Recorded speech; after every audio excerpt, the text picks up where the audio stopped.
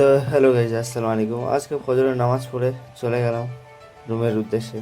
তো সকাল হয়ে গেছে, আমি গোসল করে রেডি হয়ে গেছি। যেহেতু দূরের সাইড, একটু গোসল করে বেরোতে হয়, কারণ লেট হয়ে যায় কাজ থেকে ফিরতে। তো সকালের ওয়েদারটা ছিল খুবই গরম, প্রচণ্ড গরম।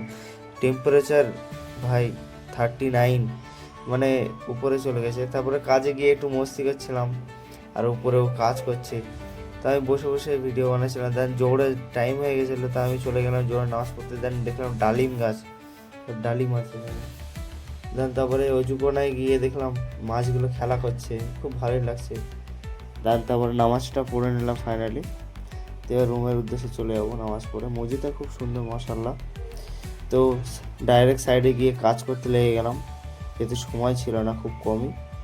দেখতেই পাচ্ছ এই কাজটা আরেক জায়গায় করেছি, আমার প্রথম ভিডিও দেখলে বুঝতে পারবে। আবারও দেন এটার কাজ হয়েছে এক জায়গায়, সেটা 6টা ছিল, এটা 4টে। দেন তারপরে আসের নামাজে চলে গেলাম নামাজ পড়ে। দেন অজু করে নিয়ে এলাম, যেহেতু মগরিবের সময় হয়ে গেছিলো, ইফতারি করব। তো ইফতারি ইনশাল্লাহ বসে পড়েছি। আমার ভিডিওটা যদি ভালো লেগে থাকে, লাইক, কমেন্ট আর সাবস্ক্রাইব। তো সুস্থ থেকো, খুদা হাফেজ।